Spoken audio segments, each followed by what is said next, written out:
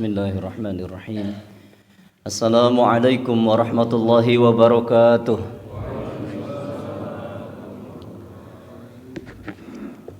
Alhamdulillahi hamdan yuwafi ni'amahu wa yukafi'u mazidah.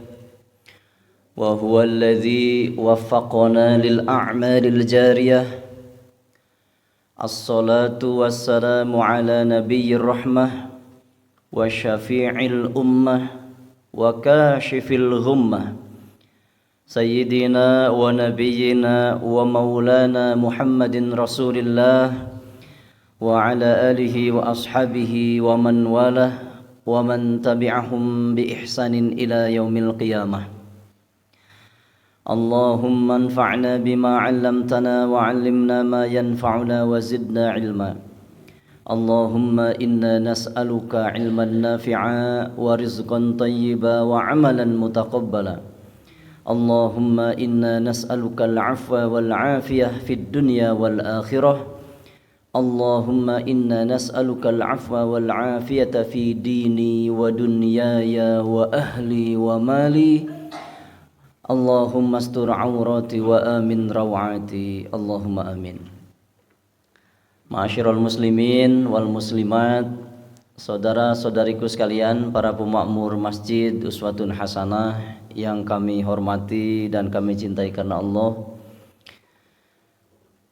Alhamdulillah, subuh yang diliputi berkah ini, Ahad pekan ketiga, usia dan berbagai nikmatnya masih kita dapatkan dari Allah Subhanahu wa taala. Apa yang diharapkan oleh Pak Rashid tadi, begitu pula harapan kami. Bahkan ditambahi dengan mudah-mudahan karunia, nikmat maupun anugerah-anugerah yang diberikan Allah pada kita, baik lahir maupun batin, bisa menjadi wasilah untuk lebih dekatnya kita dengan Allah Jalla wa'ala. Ini sudah pernah, jika tidak bisa disebut sering, setidaknya pernah disampaikan. Tentu tidak ada salahnya bila diulangi sebagai bentuk pengingat atau murojaah. Imam Ibnu Athaillah Sakandari dengan kalam hikmahnya menyadarkan kita bahwa man lam yuqbil 'ala Allah bi mulatafatil ihsan, bisa dibaca quyida, bisa dibaca qida. Qida ilaihi bisalasilil imtihan. Karena apabila kita ini tidak bisa beribadah kepada Allah, mendekatkan diri kepadanya, melakukan berbagai ketaatan dengan wasilah nikmat-nikmat Allah, entah itu sehatnya, entah itu lapang waktunya, entah itu lapang hartanya, sedang muda fisiknya umpamanya, dan berbagai nikmat lain yang sulit tentu disebutkan, maka Allah Jalla wa'ala akan menyeret dia dengan paksa, dengan rantai-rantai ujian. Tapi prinsipnya agar Allah Tabaraka wa ta'ala mendekatkan hambanya kepadanya.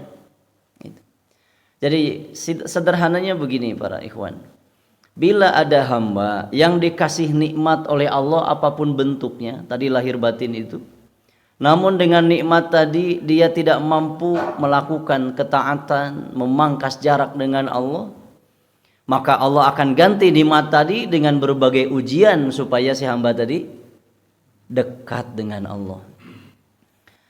Mungkin kesehatannya diambil, tapi dengan hilangnya kesehatan dia dekat dengan Allah. Mungkin hartanya dihilangkan karena dengan kefakirannya ia dekat dengan Allah. Mungkin dipikunkan karena dengan hilangnya kecerdasan dan akal tajamnya ia dekat dengan Allah. Dan memang ada dari hamba-hamba Allah yang karakternya ketika dia sempit, sakit, sulit baru sadar dan mau beribadah. Persoalannya adalah kita mampu dekat dengan Allah sejauh ini di ranah yang mana? Apakah ketika sehat atau ketika sedang sakit? Apakah dengan kelapangan harta atau mungkin sebaliknya dengan kesempitan materi? Apapun itu tak jadi soal. Yang penting dekat dengan Allah, itu tujuannya. Sebagaimana agenda besarnya yaitu wa ma khalaqtul jinna wal insa illa liya'budun. Di kondisi manapun no problem. Yang penting bisa ibadah.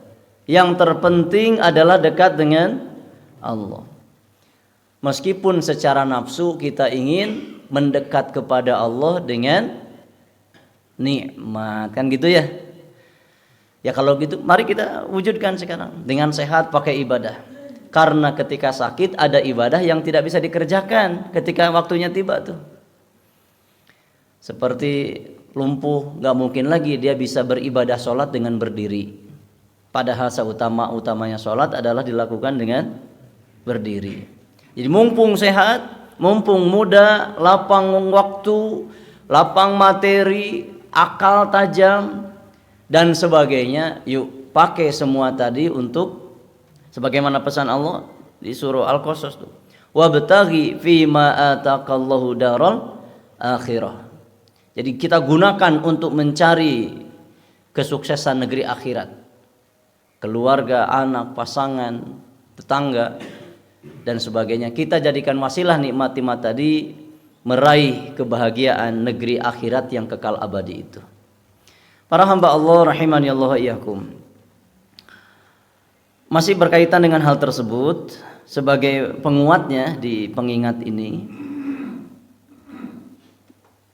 Bila kita dipaksa oleh Allah Jalla wa'ala dengan rantai-rantai ujian tadi, ya, sesuatu yang kita nilai menyakitkan, menyedihkan, tapi ujungnya adalah dekat dengan Allah, maka sekali lagi itu tak masalah.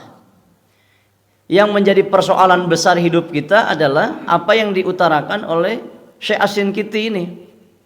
Kata beliau, "Idza habata 'indakal iman", jika kita mengakui, menyadari iman itu sedang jatuh, tersungkur, murag bin ragrag, benar-benar jatuh. Wa takasalta 'anil ibadah. Lalu imbasnya kita juga begitu amat sangat malas dalam ibadah. Nah, ternyata itu bukan sekadar imbas dari dosa yang dilakukan dan belum ditaubati. Ini dia yang mengerikannya. Farubbama annallaha kariha ta'ataka. Boleh jadi Allah sudah gak sudi, sudah enggan menerima ibadah kita. Itu yang paling ngeri hadirin.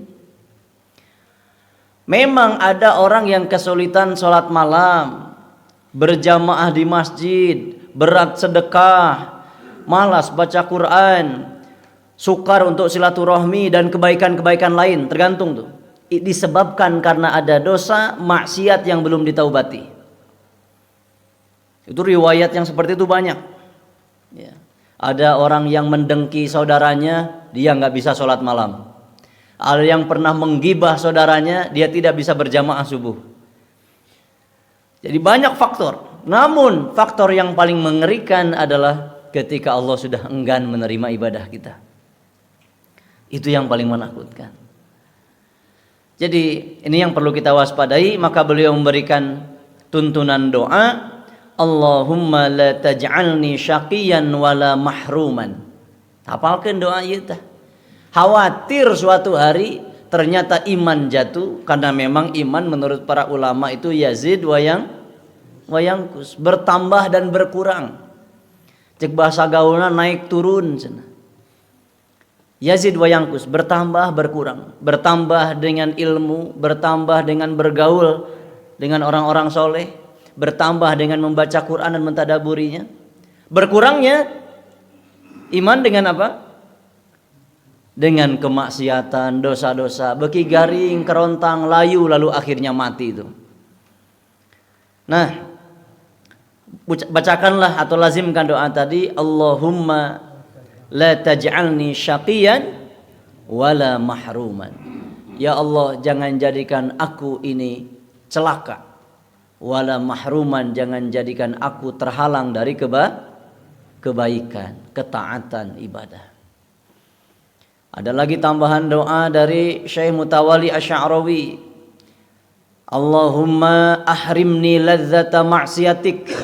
Ya Allah, haramkan kepadaku dari merasakan lezatnya maksiat. Pokoknya ketika saya terdorong untuk melakukan maksiat, buat itu nggak enak ya Allah gitu. Entah itu lisan, entah itu pandangan, entah itu pendengaran, pokoknya tengenah kumacarana. Ahrimni ladzata maksiatik, warzuqni ladzata ta'atik. Anugerahkan kepadaku suatu rasa nikmatnya taat kepada Engkau. Salat berjamaah nikmat. Ek sahawe ge imamna rek salat mana wae, rek beurang rek isukna. Ya. Sedekah nikmat, baca Quran nikmat, silaturahim nikmat. Kira-kira kumaha tah? Jadi doa-doa tadi perlu kita lazimkan. Khawatir Allah Jalla wa Ala enggan menerima ibadah kita, atau kesulitannya kita melakukan kebaikan tersebab ada dosa yang belum ditaubati. Nah, namun apa yang kita buktikan pagi ini, menyingsingkan selimut, kemudian membasahi anggota wudhu dengan air suci dan mensucikan, berangkat dengan langkah kaki penuh keimanan menuju rumahnya, ruku dan sujud, serta diiringi lisan yang penuh zikir, mengucapkan banyak bacaan yang disunahkan. Ini menjadi tanda indikator bahwa kita tidak terhalang dari kebaikan, dan mudah-mudahan Allah menerima setiap ibadah kita. Masyiral muslimin wal muslimat rahimakumullah.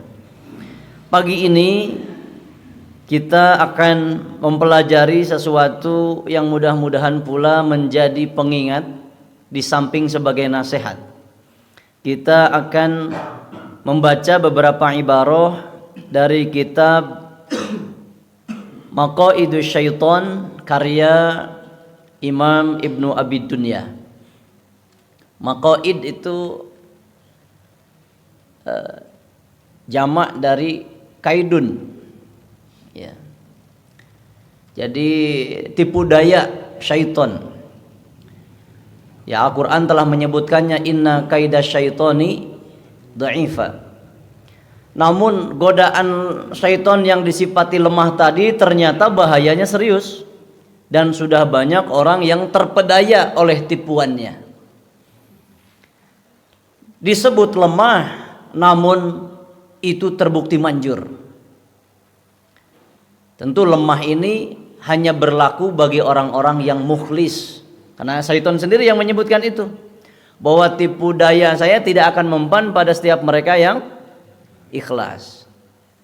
Nah, mari kita pelajari apa-apa yang disebutkan oleh Imam Ibnu Abi Dunya dalam kitabnya tersebut. Saya ambilkan potongannya. Qala Abu Bakrin bin Ubaid hadatsana Abu Abdullah Muhammad bin Musa, dan seterusnya, cukup panjang ini.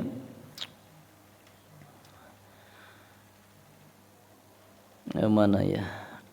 An abihi qala lamma raqiba Nuhun as-safinata ra'a fiha syaikhan lam ya'rifhu. Disebutkan bahwa tatkala Nabi Nuh alaihi salam itu akan menaiki perahunya, dia melihat ada seseorang tua yang tidak dikenalnya ikut masuk. Ya, ketika binatang sudah masuk, orang beriman yang jumlahnya terbatas sudah masuk, dan mayoritas itu adalah keluarga Nabi Nuh yang beriman. Jumlahnya disebutkan oleh beberapa perawi berbeda-beda. Tiba-tiba di ujung sebelum pintu ditutup, pintu perahu ini, ada orang tua yang ingin ikut masuk dan Nabi Nuh nggak pernah kenal saya. Kemudian ditanyakan, qala lahu Nuh ma adkhalaka, aya keperluan naon anjeun dia mau masuk ke perahu saya gitu. Apa yang menyebabkanmu ikut masuk, mungkin begitu. Qala dakhaltu li usiba quluba ashabik fatakuna qulubuhum ma'i wa abdanuhum ma'ak. Saya datang ke sini ingin ikut masuk cuma punya satu tujuan. Saya ingin memengaruhi, ya, memengaruhi siapa? Di sini li usiba quluba ashabik, keyakinan, keimanan hati orang yang beriman gitulah. Sahabat-sahabatmu Nuh. Fatakuna qulubuhum ma'i, sehingga kecenderungan hatinya bersamaku sementara badannya ikut denganmu. Gitu kata kakek tua ini teh. Lalu qala Nuhun, Nabi Nuh menjawab, ukhruj ya aduwallah, keluarlah engkau wahai musuh Allah. Nampaknya Nabi Nuh sudah mulai sadar sekarang bahwa kakek tua ini siapa? Iblis. Ingkah sih mana karcisna cek orang teh mah, teu boga karcis, teu boga tiket na naik wae teh calo lain gitu. Kernet komo. Keluar tina perahu. Musuh Allah disebutna gitu. Kemudian faqala iblis, lalu kemudian melakukan negosiasi. Khamsun ahlik bihinnan nas wa sa'akhadtuka minhunna bithalathin. Ada 5 perkara yang bisa mencelakakan manusia.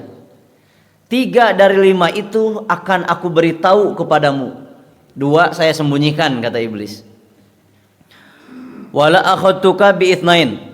Nu 2 nama moal dibejakeun. 3 we cenah tina 5. Kemudian fa uhiya ila nuhin la hajata bika illa thalath. Murhu yuhaddithuka bil itsnain. Rupanya Nabi Nuh dapat wahyu dari Allah. Nuh, bilang ke iblis, kamu enggak butuh, aku enggak butuh yang 3. Ceritakan saja yang 2 gitu. Sebuah kecerdasan memang. Ya Allah yang ngasih taunya. Iblis menawarkan ada 5 katanya yang bisa mencelakakan manusia. Oh, iblis kan pinter. Dia tahu celah-celah yang bisa menyebabkan manusia binasa tuh. Dari 5 itu saya kasih 3 deh. Itu kan lebih dari 50% kan? Sebuah tawaran yang menggiurkan. Tapi dia lupa siapa yang diajak bicara. Siapa? Nabi yang diberikan wahyu oleh Allah Jalla wa'ala. Zat pemilik ilmu, penguasa makhluk. Kata Nuh setelah menerima wahyu, iblis, ya, beri ceritakan saja yang 2-nya. Saya nggak butuh yang 3. Ini sebuah kecerdasan. Ya memang sifat Nabi yang wajib itu adalah fatonah, kecerdasan. Maka iblis kemudian menjawab, sebentar, fa inna bihima ahlakan nas. Ya.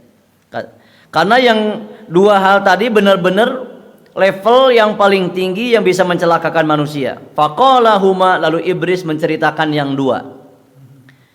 Ya, mau nggak bisa negosiasi lagi nih. Yaitu al hasadu, hasad. Wabil hasadi lu'intu, kata iblis. Dengan dengki ini aku dilaknat Allah. Laknat bimakna dicabutnya rahmat. Wa ju'iltu syaitanan rajima. Dengan dengki pula maka syaitan itu dikutuk. Punten, ini bukan apa namanya? Apa tadi? Faqala huma al-hasadu wa bil hasadi lu'intu. Oh betul, ini iblis yang bicara ya. Wa ju'iltu, dan aku dijadikan syaitanan sebagai setan, bagian dari setan pula, rojima yang dikutuk. Wal hirsu, yang kedua adalah hirsun. Mana hirsun? Tamak Bahasa Indonesia kan? Bahasa lainnya naon? Serakah. Sahih. Wal hirsu abahal Adam al jannata kullaha, itu Adam diberikan kebebasan untuk makan semua yang ada di surga. Fa asabtu hajati minhu bil hirsi, lalu kemudian Adam melanggar satu larangan Allah, itu tersebab tamaknya. Kan Adam cuma satu yang dilarang kan? Wala taqroba hadhihi sajarah, tong ngadeukeutan pohon ini. Ternyata larangannya bukan hanya larangan mendekati, tapi juga sekaligus memakan buahnya. Nah, qala kemudian disebutkan lagi, dikatakan walaqiya iblisu Musa. Nah, iblis bertemu lagi di masa Nabi Musa. Da umurna panjang teh iblis mah pan. Nuh sudah lewat, air bah sudah berlalu, iblis masih kumelenang di alam dunia ya, sampai dia mendapati masa Nabi Musa. Faqala, lalu iblis berkata, ya Musa, wahai Musa, antal ladzi istafaqallahu birisalatihi, engkau telah dipilih Allah dengan risalahnya, wa kallamaka taklima, dan engkau dikehendaki Allah bisa berbicara langsung dengan Allah, ya. Wa ana min khalqillahi, dan aku juga bagian dari makhluk Allah. Adnabtu, namun aku berdosa. Wa ana uridu an atuba, ini mencengangkan saya nih di kitab ini. Wa ana uridu an atuba, saya teh hayang taubat Musa. Dia iblis ngaku kan Nabi Musa kalau dia berdos. Apa dosanya iblis? Berzina. Apa dosanya iblis?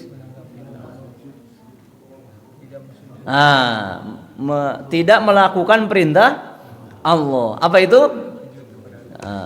Diperintah sujud, mudeng, tidak mau dia. Wa anna uridu an atuba, saya ingin taubat Musa.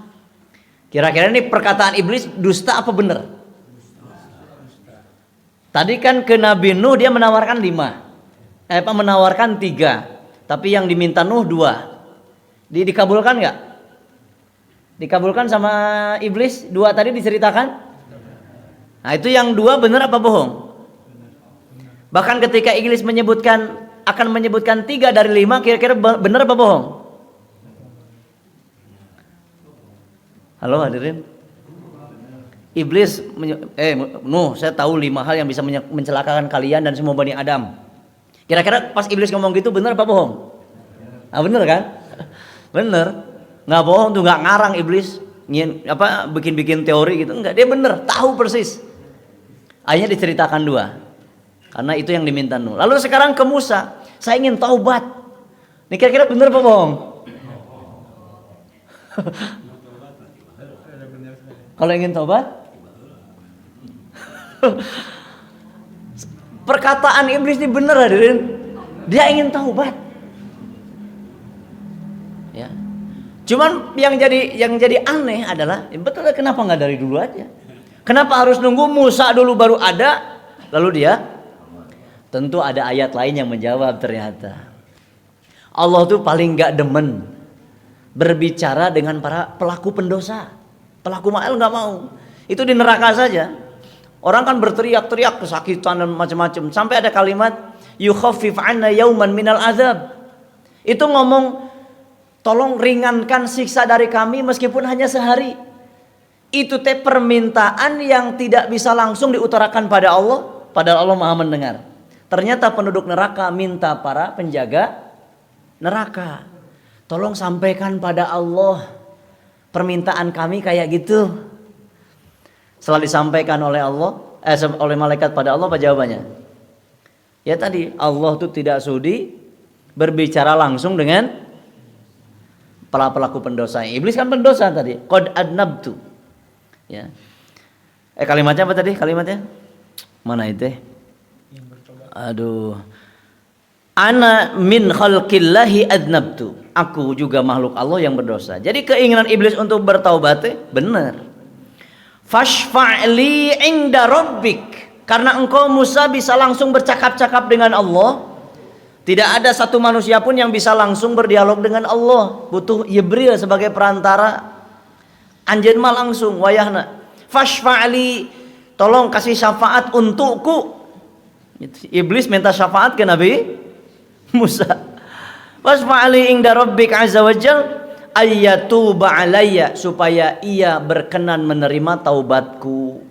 Jadi make tawasul ke Nabi Musa itu ya. Fada'a Musa rabbahu, maka Nabi Musa memenuhi keinginan iblis. Jadi Nabi Musa tahu kalau keinginan iblis itu benar. Kalau dusta mah enggak sebanyak cerita deh lo. Tahu nggak nih gua nih kalau mukul orang mati langsung. Tyson nggak ada apa-apanya. Kamu bisa saya pukul sekarang mati gitu. Tapi karena Musa tahu, maka Nabi Musa menyampaikan hajatnya iblis. Lalu Allah menjawab, ya. Faqila ya Musa qad qadaitu hajataka. Kira-kira Allah menerima nggak keinginan iblis? Setelah Nabi Musa menyampaikan, ya Allah, itu salah satu makhlukmu yang sudah dilaknat itu katanya ingin taubat. Itu gimana ya Allah? Jadi disebutkan di sini, qad qadaitu hajataka. Aku sungguh telah memenuhi keperluanmu wahai Musa, keinginanmu. Nah, maksudnya gimana? Yuk kita simak selanjutnya. Falaqiya Musa iblis, lalu Musa menemui iblis. Faqala qad umirta antas juda li qabri Adam wa yutaba alaika. Gitu. Jadi iblis ingin tobat Musa. Iya, katanya tadi ke saya ngomong begitu. Oke, bilangin saya akan terima tobat dia, tapi dengan satu syarat. Begitulah kalau saya rubah gitu maknanya. Saya sampaikan ke si iblis tuh. Saya nggak mau ngomong langsung ke dia. Sampaikan ke iblis, saya akan terima taubatnya dengan syarat. Perintahkan dia sekarang untuk sujud di kuburan Adam. Ini syariat dulu ya, nggak berlaku sekarang, nggak boleh ada sujud di kuburan sekarang. Dulu dan khusus untuk iblis tuh. Bahkan sampai sekarang katanya menurut beberapa keterangan itu masih ditawarkan. Kalau ingin diterima taubat sujud, tinggal sujud gitu. Sujud penghormatan bukan pengabdian ya. Nah, ketika disampaikan, iblis kata Allah, dia akan nerima taubatmu, tapi syaratnya kamu sujud di kuburan Adam. Itu kata Nabi Musa ke iblis. Terus kamu bertaubat setelah sujud itu, ya. Fastakbara wa ghadiba, sayangnya memang tabiat dia. Nah, akhirnya menyombongkan diri dan marah kepada Musa. Waqala, sambil marah dia ngomong, lam asjud lahu hayyan. Hei Musa, saya enggak sujud ke Adam padahal dia waktu itu masih hidup. Itu. Asjudu lahu maitan. Apakah sekarang saya harus sujud ketika dia mati? Jadi dalam benaknya si iblis, jadi sujud kepada Adam ketika dia hidup itu hina banget gua gitulah. Apalagi sekarang kalau Adam sudah mati, tambah hina saya. Gitu. Ya memang karakternya gitu dia. Padahal tinggal sujud doangnya tehese cek urang gitu. Tapi karena satu sebab tadi itu. Ya. Sombong. Tsumma qala iblis ya Musa. Tapi untungnya si iblis ini dia tahu balas budi. Jadi tetap ya kebaikannya gitu ya. Salah saya nyebutnya bukan kebaikan berarti. Ada kesadaran barangkali. Ya Musa, innalaka alayya haqqan bima syafa'ta li rabbak. Wahai Musa, engkau punya hak atasku tersebab engkau telah membantu saya menyampaikan keinginan pada Allah. Jadi ingin balas budi rupanya. Gitu. Mana tadi itu kalau itu ya? Fadhkurni ingda salatin wala halaka illa fihinna. Sama kayak Nabi Musa tadi, Nabi Nuh. Maka sebagai balas budi saya akan tunjukkan sesuatu perkara dari rahasia-rahasia kehidupan mungkin. Fadhkurni, ingatlah aku, inda thalathin, dalam 3 keadaan. Wala halaka illa fihinna, karena tidak ada manusia seorang pun celaka kecuali pada 3 perkara ini. Ini si iblis lagi-lagi ngasih tahu rahasia-rahasia kehidupan. Gitu. Apa itu? Disebutkan mana tadi teh? Subhanallah. Udkurni hina taghdab. Ingatlah aku ketika kamu marah. Fa inna wahyi fi qalbik. Karena ketika kamu sedang marah, aku bisikanku bersamamu, ya, dalam hatimu. Wa aini fi ainik, pandanganku beserta pandanganmu. Wa ajri minka majrodam, dan aku mengalir dalam aliran darahmu. Jadi maksud cek iblis ketika kamu sedang marah, ingat ada iblis menyertaimu gitulah. Maka kalau lalu ingat ketika sedang marah, oh iblis sedang menyertai saya, maka ada kemungkinan besar kita selamat. Karena kalau orang sedang marah, ya iblis menyertainya tadi. Akalnya tumpul hilang, maka dia marah membabi buta. Termasuk menceraikan suami istri itu. Seorang qadhi 27 tahun jadi hakim, dia menyatakan, memberikan kesaksiannya. Selama 27 tahun saya jadi hakim, menangani kasus suami istri. Ternyata kasus terbesar perceraian adalah marahnya suami yang tidak terkendali, lalu bawelnya mulut istri, gitu, gandeng. Itu artinya. Yang digarisbawahi marahnya suami yang membabi buta. Jadi pandangan iblis menyertainya, bahkan mengalir dalam aliran darah kita. Jadi mun rek ngambek teh, ingat iblis, gitu. Jadi katahan tah. Coba mun keur ngambek ningali komo ayeuna nu marah-marah teh dipertontonkan di televisi, nu debat dan macam-macam tuh. Sampai ucapan-ucapan tidak pantas ditonton oleh bangsa. Ya gitu. Karena debatnya nyari menang kalah. Debatnya punya tujuan-tujuan yang bukan untuk mencari kebenaran. Jadi menang kalah, kan beda menang kalah dengan benar salah, kan gitu. Maka akhirnya karena dia akan kalah, sumpah serapah, gebrak meja dan sebagainya. Taita, ingat-ingat mun keur ngambeknya. Kecuali marahnya di jalan Allah, sedang perang. Masa lagi perang harus lembut ke musuh, ya. Tidak, perang mah beda situasinya. Sok we ngambek, nama Allah dinistakan, agama ini, syariat ini diinjak-injak, marah sok molotot. Tapi tetap dalam koridor adab, ya. Ketika musuh sudah tumbang, tong dicacag. Gitu, tong disiksa seperti Hamzah yang sudah syahid, hidungnya dikurut, dadanya dilubangi, lalu diambil apanya? Jantungnya. Nah, itu nggak boleh merusak jasad. Aiker hirup kene mah perang, tangan lepas, kepala, kuping lepas, yang nggak ada urusan. Yang nggak boleh itu merusak setelah matinya, gitu.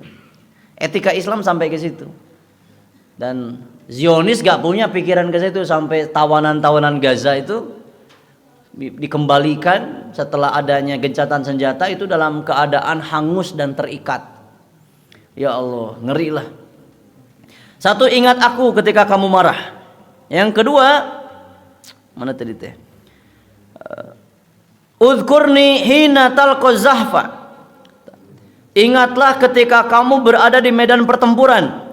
Fa inni ati ibna Adam hina yalqa az-zahfa.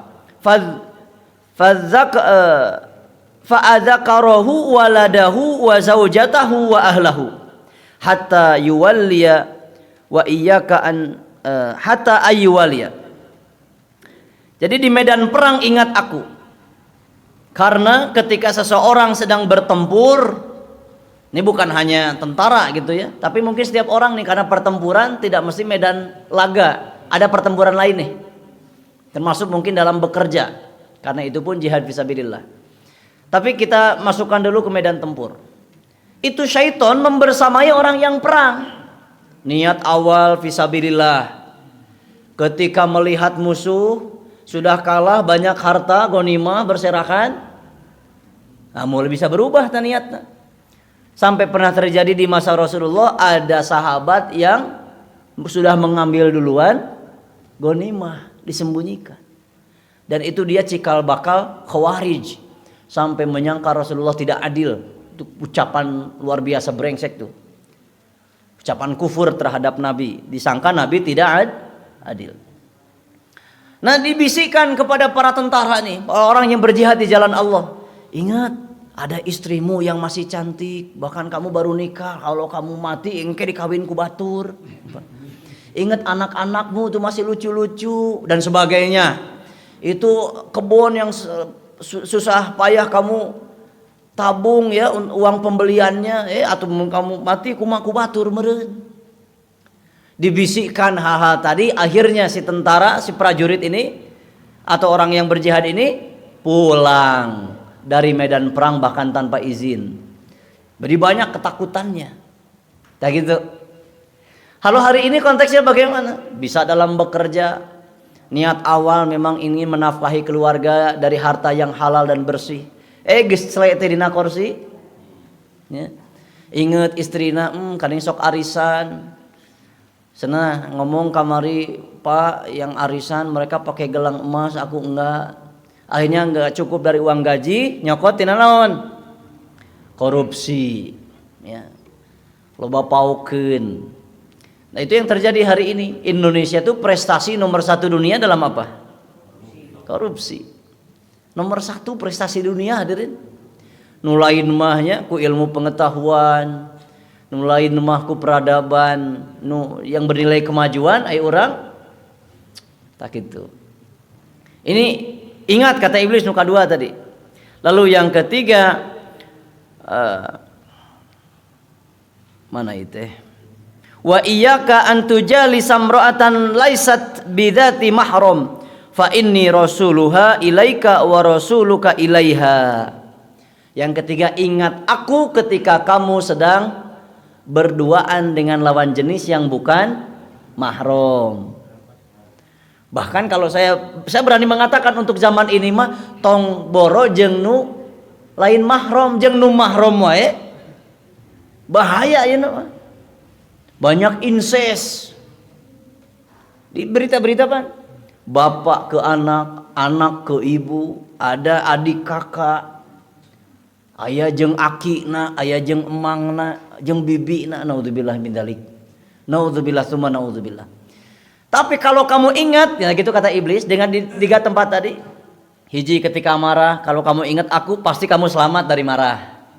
Ketika perang, kamu ingat aku, kamu selamat, tuh bakal fokus jihad fisabilillah.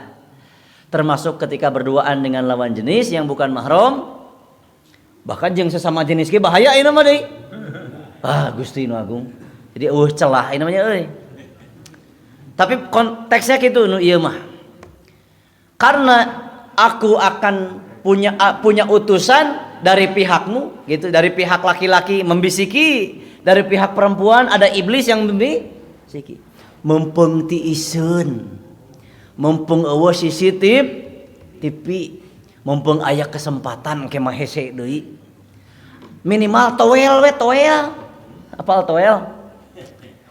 Ya. Bukan mantan staf kementerian yang dipecat, bukan. Tong disebut. Ini mah toel. Da aing ngaranna jelema mun geus noel cukup teu? Geus noel nyabak. Geus nyabak ngerewok, geus ngerewok ngerekep dan sebagainya. Nu teu ngarti bahasa tadi teuing. Bukan urusan saya. Hadirin rahimakumullah. Karena itu untuk hal tadi di medan perang contohnya, para hamba Allah mendengar berita enggak? Hamas menangkap dan mengeksekusi pengkhianat. Nah itu tuh enggak sanggup dia di medan pertempuran, enggak kuat dengan perutnya. Itu akhirnya menjadi pengkhianat. bersekongkol dengan si rewel Zionis, membocorkan banyak rahasia gitu. Nah itu pengkhianat tuh paling nyebelin di muka bumi. Manusia paling laknat yang pengkhianat. Syekh Abdullah Azzam mengatakan, kalau kamu punya peluru, maka yang 9 peluru siapkan untuk mengeksekusi pengkhianat. 1 peluru kamu tembakkan untuk musuh, sisanya siapkan untuk mengeksekusi siapa? Pengkhianat.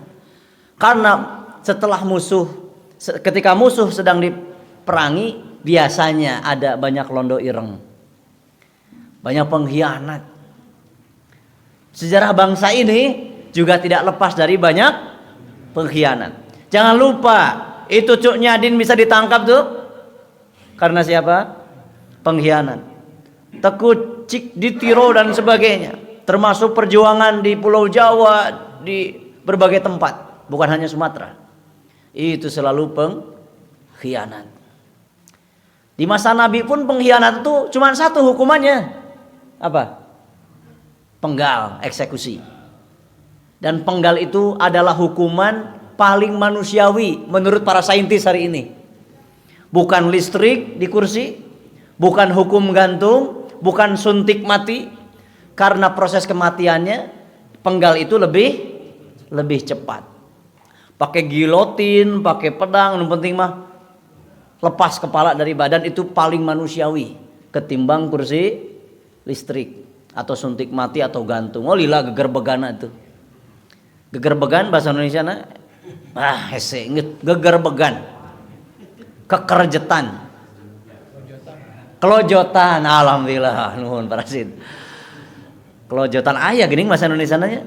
Aya geuning. Tapi nurutan, tinaka ujung naan. Nurutan na Indonesia teh. Nah, kemudian dari tadi bersama lawan jenis yang bukan mahram, ada sabda dan Nabi SAW, man hama haulal hima yushiku ayyaqa fihi. Barang siapa yang berputar-putar di sekitar tempat larangan, maka besar kemungkinan ia akan terjembab ke dalamnya.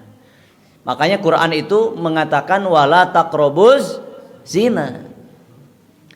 Jadi tong wani-wani ngadeketan, karena kalau sudah dekat pasti dilakukan. Dari kalimatnya bukan wala zina, tapi hanya taqrabu.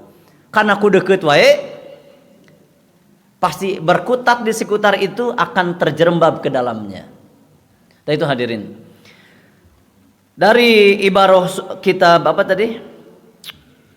Maqaidu Syaitan, kita simpulkan dengan hadis Rasulullah SAW sebagai pamungkas. Yuk kita ulang.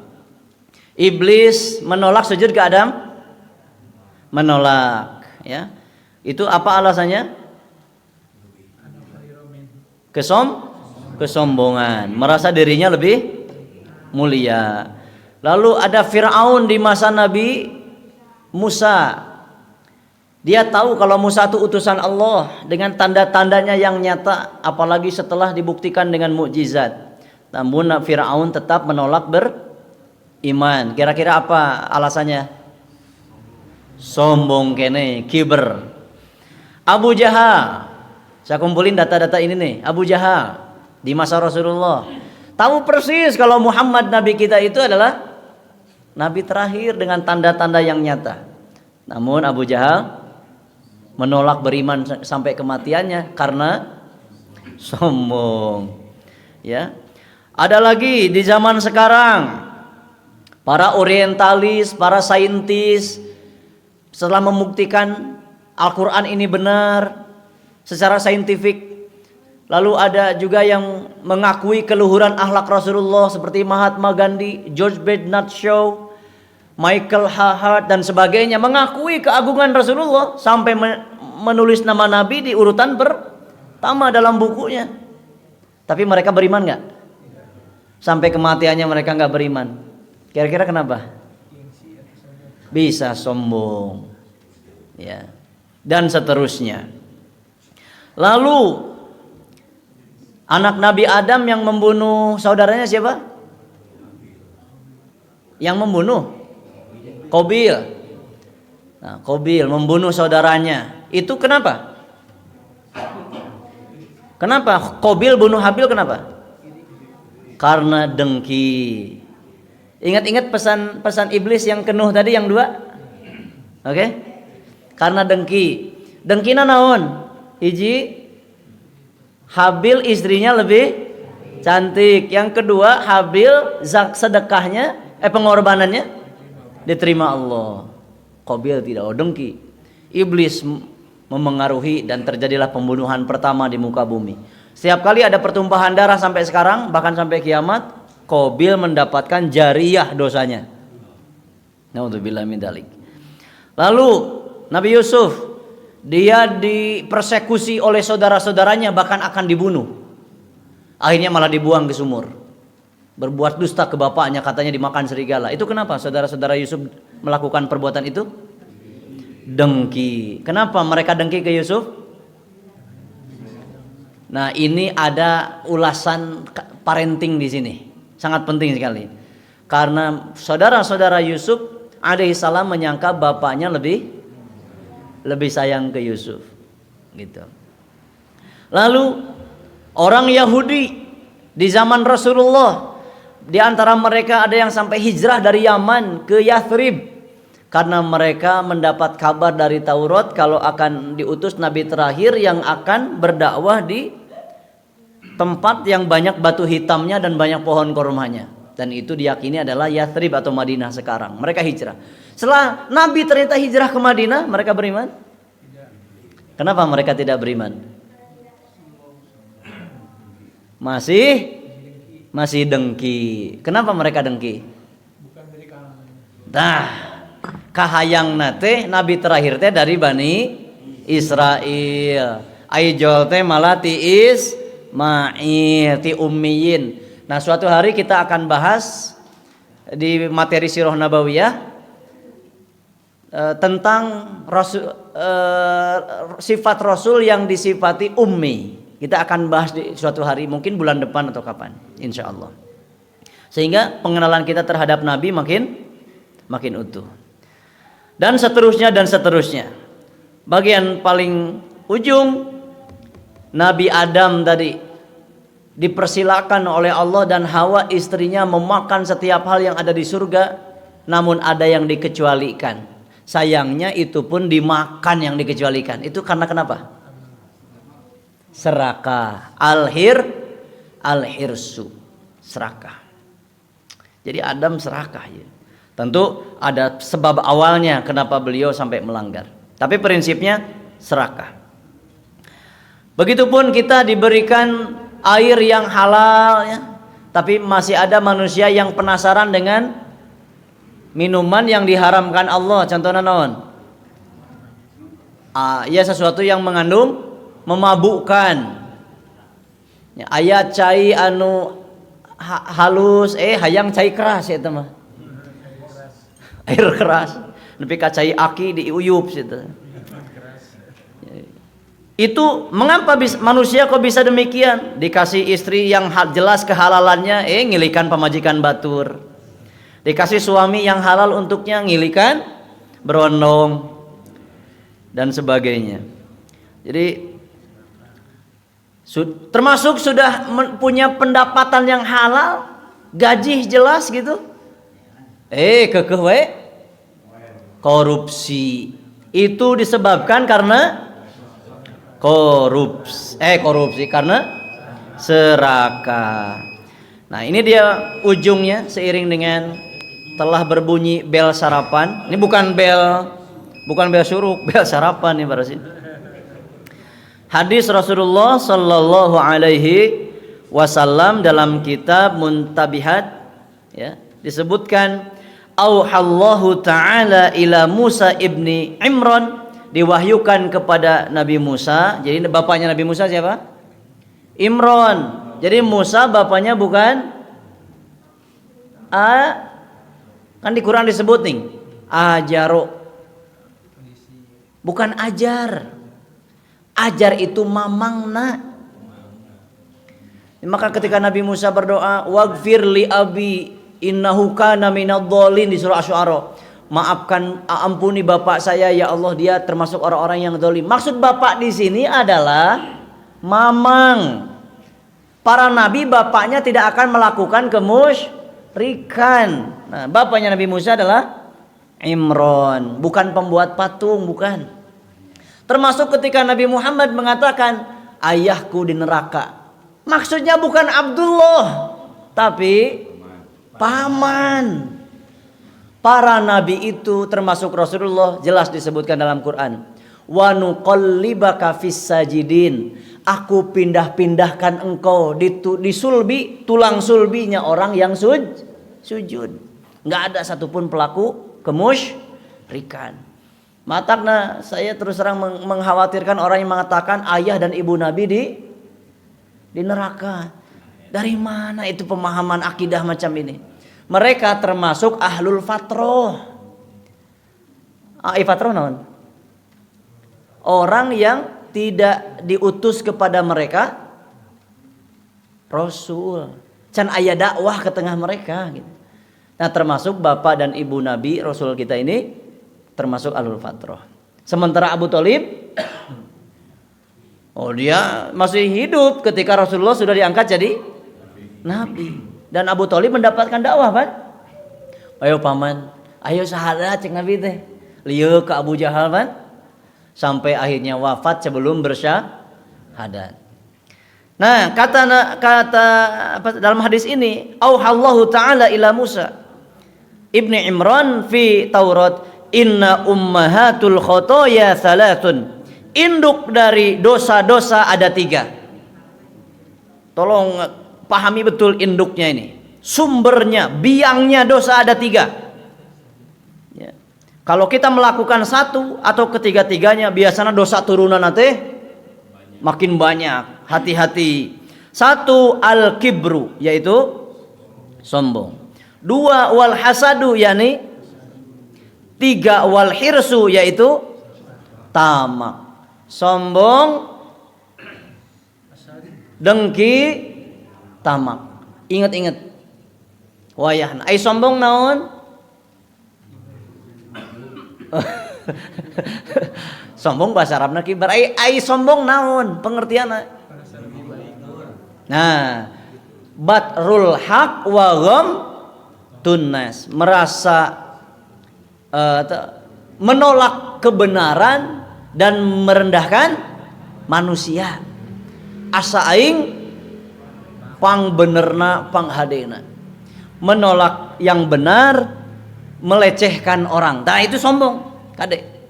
Orang yang sombong meskipun hanya sebesar dzarrah mual asup kasur surga. Itu kata Nabi. La yadkhulul jannata man kana fil qalbihi mithqala dzarratin min kibrin. Omat. Jadi di mana orang ngerasa lebih baik dari orang lain itu sudah sombong, bukan apa? Contoh ayeuna diuk ayeuna ya, ayeuna. Tapi dina hate teh kayaknya saya di sini yang paling kaya deh. Sepertinya saya yang paling alim di sini. Sepertinya saya yang paling sombong gitu.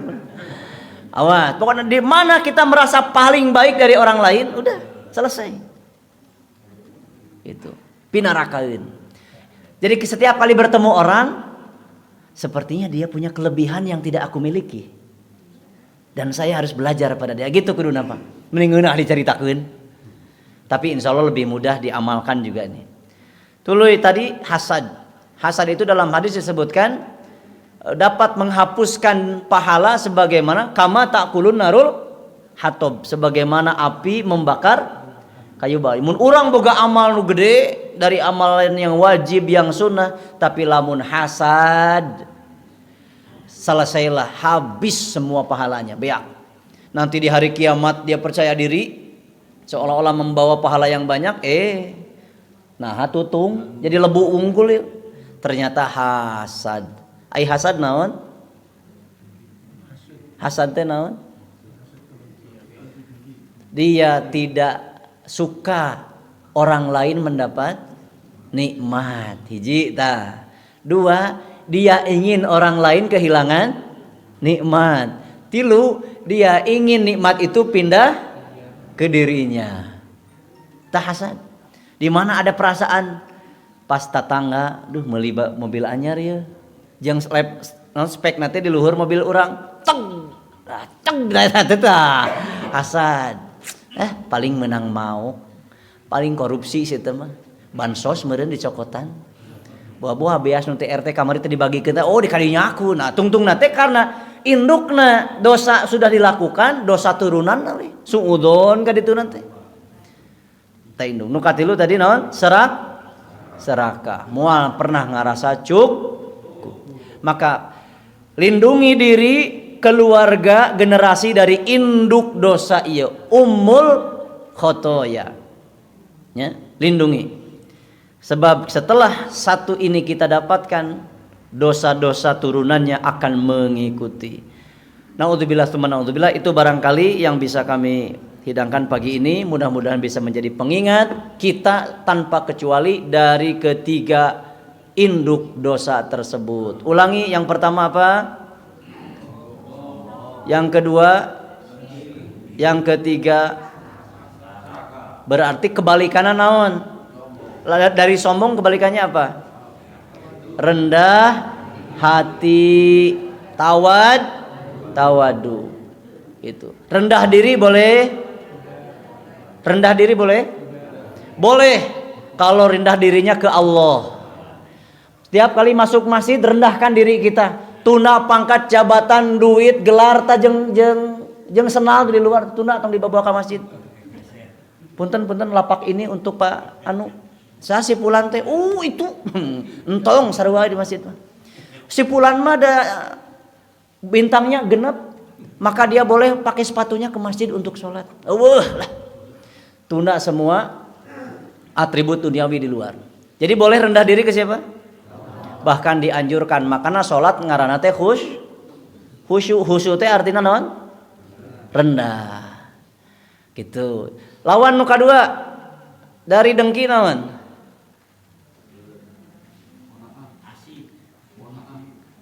Kalau gitu pikiran sendiri ya. Apa lawan dari dengki? Bager. Naonnya euy? Terus lawan dari serakah? Tadi tah? Tidak serakah. Kona. Parasit bener lah. Tidak dengki lawannya tidak dengki. Tapi dah nya geus lah. Nah, boleh rendah diri ke Allah. Yang kedua orang. Satu, rendah diri ke orang tua. Wahfid janahaka minad dzulli. Katupkan sayap kebesaran kita di hadapan orang tua mah lain sasaha pokona mah. Orang tua itu tetap di atas kita. Meskipun bintang Nabi ke-11 kita ini anak. Ketiga kepada guru. Kapanpun kita statusnya sebagai thalibul ilmi, maka rendahkan diri ke guru. Itu bukan feodalisme, Kade. Ini kita bisa panjang ngaji itu. Kalau dibuat bab khusus bisa 2 episode. Hari ini ada sekolah yang ingin mendisiplinkan murid, malah dikriminalisasi. Ada pondok ma'had yang sudah menerapkan adab, disangka feodal. Memang ada 1-2 oknum yang berlebihan, tapi jangan sampai dipukul rata. Jadi boleh merendahkan diri ketiga pihak. 1 Allah jelas, 2 orang tua, dan itu Al-Quran yang memerintahkan. 3 kepada guru. Jadi ngesot itu lain feodal.